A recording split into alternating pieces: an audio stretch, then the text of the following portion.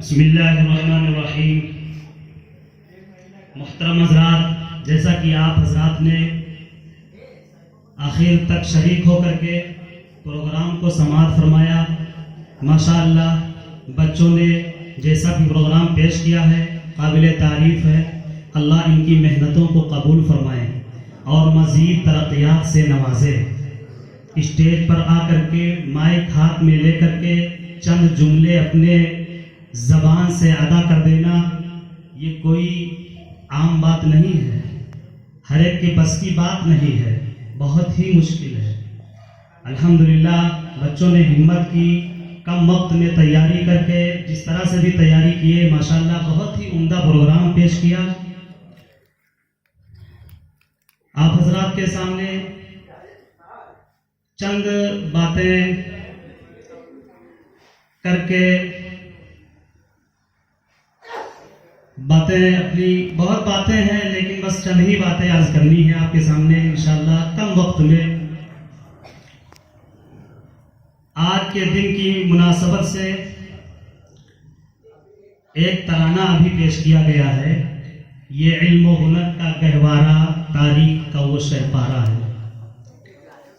जानकारी के लिए अर्ज है कि ये तराना मौलाना रियासत अली ज़फ़र बिजनौरी अलैहिर्रहमा का लिखा हुआ है।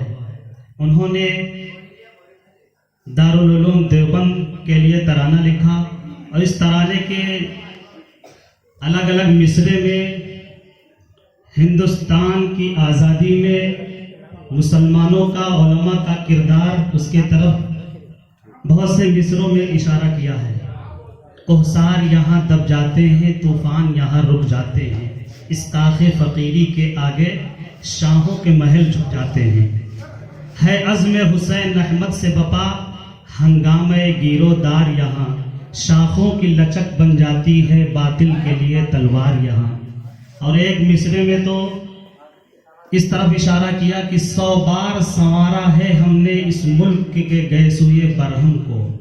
गैसू के माना बाल के हैं, बरहम के माना जो बाल इधर उधर बिखर जाए उसकी दुरुस्तगी को कहते हैं कि 100 बार संवारा है। तशबीह दे रहे हैं कि मुल्क के हालात बहुत बिगड़े, खराब हुए, हमारे मुल्क पर गैरों ने कब्जा किया, उसकी दुरुस्तगी के लिए, उसकी इस्लाह के लिए, उसकी आज़ादी के लिए, उसमें अमन और शांति पैदा करने के लिए हमने बहुत संवारा है, बहुत बनाया है, बड़ी कुर्बानियाँ दी हैं। 100 बार संवारा है हमने इस मुल्क के गैसूए बरहम को, ये अहले जुनूब बतलाएंगे क्या हमने दिया है आलम को।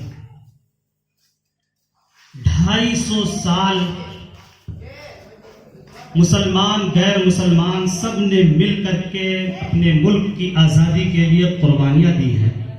1702 से लेकर के 1947 यानी आज़ादी के साल तक, जिसमें हजरत शाह अब्दुल अजीज मुहद्दिद दहलवी, हजरत सैयद अहमद शहीद, हजरत शाह इस्माइल शहीद, इसी तरह मौलाना जाफर अली थानसीरी, मौलाना हुसैन अहमद मदनी, मौलाना महमूद हसन, मौलाना कासिम नानतुई, हजरत हाजी इमदादुल्लाह मुहाजिर मक्की, हाफिज जामिर शहीद, टीपू सुल्तान, नवाब सिराजुद्दौला, हैदर अली, ये बहुत से नाम हैं। ये तो चंद नाम जिक्र किया गया है जिनका कारनामा बहुत ही नुमाया है।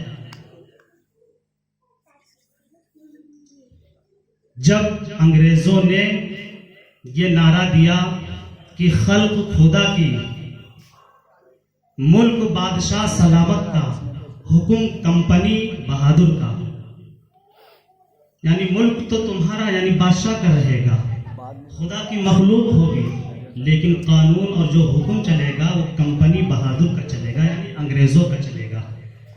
जब उसका नारा हिंदुस्तानियों ने सुना तो उनकी गैरत ने गवारा नहीं किया कि हम इसी तरह खामोश बैठे रहे।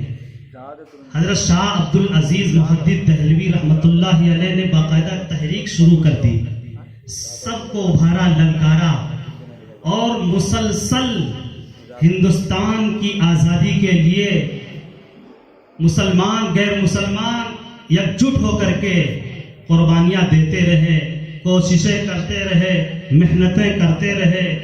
टीपू सुल्तान का बहुत मशहूर वो कौल है कि शेर की एक दिन की जिंदगी गीदड़ की 100 साला गुलामी से बेहतर है।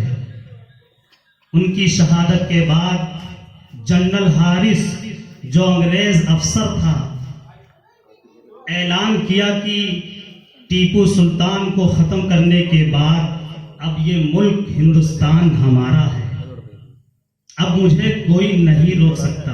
1857 की बहुत ही जबरदस्त हिंदुस्तान की आजादी की लड़ाई लड़ी गई, जिसमें देवबंद के उलमा ने खास करके उस महाज को संभाला।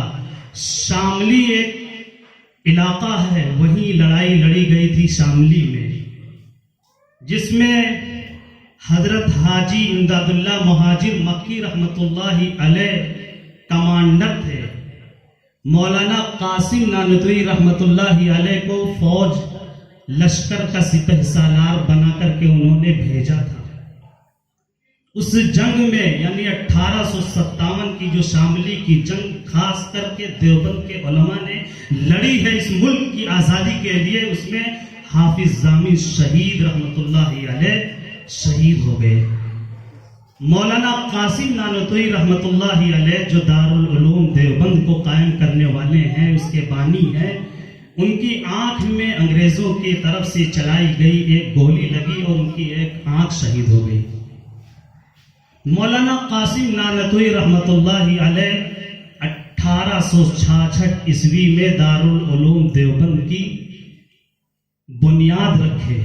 फिर उस दारुल उलूम देवबंद की फिजा से जो हिंदुस्तान की आज़ादी के लिए एक पूरी फौज तैयार हुई, वहां के लोग तैयार हुए, वहां से हिंदुस्तान को आखिरकार आज़ाद करा के दम लिया।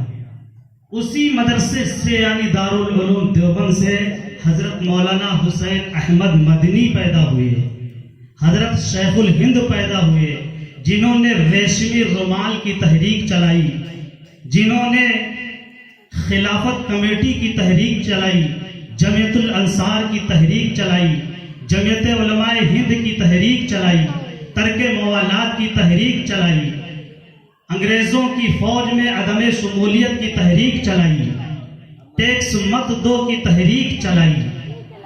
ये बहुत सी तहरीकें चली, तब जाकर के इतनी कुर्बानियों के बाद हिंदुस्तान हमारा मुल्क 1947 ईस्वी में आजाद हुआ।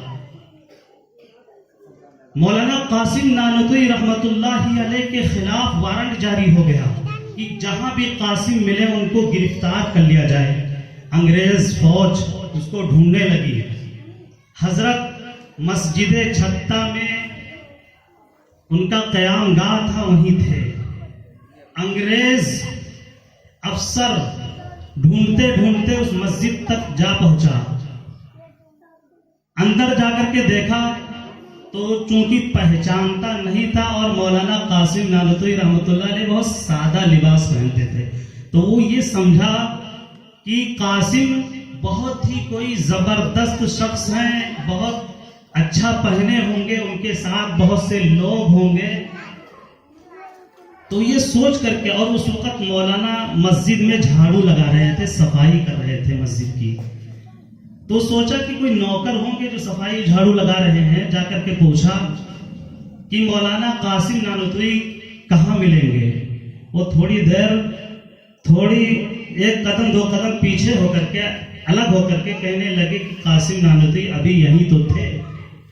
वाकईतन थे, लेकिन हट गए थे उस जगह से। इस तरह से चकमा दिया और उसके बाद वो ये समझा अंग्रेज अफसर कि यही थे, मतलब उनको खबर लग गई कि गिरफ्तार करने के लिए पुलिस आई है, और वहां से वो निकल गए होंगे। फौरन वो बाहर लोग गए और मौलाना जो है छुप गए। 3 दिन छुपे रहे। सुन्नत पर अमल करने का जज्बा मुलाहिजा करें। 3 दिन छुपे रहे, 3 दिन के बाद बाहर आ गए। लोगों ने कहा हजरत आपके खिलाफ जो गिरफ्तारी की वारंट है वो आप अभी छुपे रहिए, एहतियात इसी में है कि अभी आप बाहर न निकलिए, आपके लिए खतरा मौजूद है। हजरत मौलाना कासिम नानूतवी रहमतुल्लाह अलैह ने जवाब दिया, ये 3 दिन भी मैं नहीं छुपता, मुझे कोई खौफ नहीं है, मुझे कोई डर नहीं है, जेल जाने का कोई खौफ नहीं है, फांसी पे हिंदुस्तान की आजादी के लिए फांसी पर चढ़ जाने का मुझे खौफ नहीं है, इसकी तो मुझे तमन्ना है, इसीलिए तो पूरी कोशिशें मेरी हैं, मुझे कोई खौफ नहीं है। ये 3 दिन जो छुप गया वो चूंकि हमारे आका महबूब सल्लल्लाहु अलैहि वसल्लम की सुन्नत है कि हुजूर भी मक्कतुल मुकर्रमा से निकल करके जब मदीनतुल मुनव्वरा जा रहे थे तो गारे सौर में हिजरत के मौके पर 3 ही दिन छुपे थे। 3 दिन छुपने का सबूत हुजूर की जिंदगी से मौजूद है, इसी पर अमल करते हुए 3 दिन में छुपा। हजरत मौलाना कासिम नानूतवी रहमतुल्लाह अलैह का यह जज्बा था सुन्नत पर अमल करने का। 1947 में जब आजाद हो गया हिंदुस्तान, तो अब जो एक्ट, जो कानून अंग्रेजों का बनाया हुआ था उसी पर अमल हो रहा था। तो ये तय पाया 1949 में कि अपना एक कानून बनाया जाए, संविधान लिखा जाए, जिसके लिए 300 लोगों को तैयार किया गया। 300 में से मौलाना अबुल कलाम आजाद भी थे। आइन साजों में से उनका नाम आता है मौलाना अबुल कलाम आजाद का, और जिसके सदर बनाए गए भीमराव अंबेडकर, यानी डॉक्टर बाबा साहब अंबेडकर, उसके सदर बनाए गए। और 2 साल 11 महीने 18 दिन संविधान लिखने में लगे। तैयार किया गया, 26 जनवरी 1950 को लागू कर दिया गया। उसी की निस्बत से 26 जनवरी का जश्न मनाया जाता है कि हमारा मुल्क अपने कानून के एतबार से, अपने संविधान के एतबार से, कि जिस कानून में, जिस आईन में, जिस संविधान में ये लिखा गया कि हर एक के हुकूक, किसका क्या हक है, सबके हुकूक लिखे गए, किसी के साथ कोई जुल्म नहीं किया गया, किसी के साथ कोई ज्यादती नहीं की गई,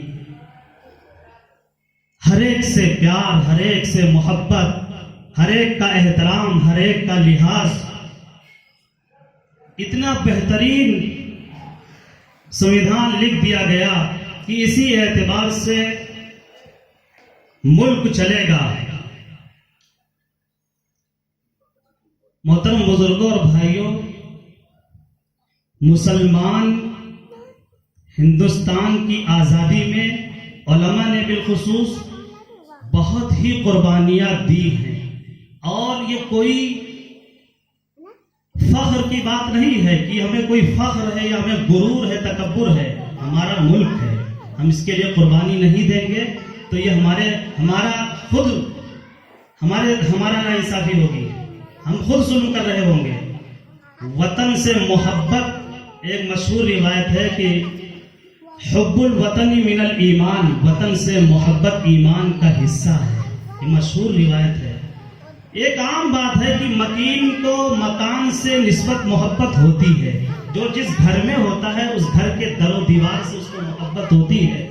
हम हिंदुस्तान में रह रहे हैं, हिंदुस्तान से मोहब्बत रखना, मोहब्बत करना, इसके लिए हर किस्म की कुर्बानी देना हमारे लिए बहुत अहम है, बहुत ही जरूरी है।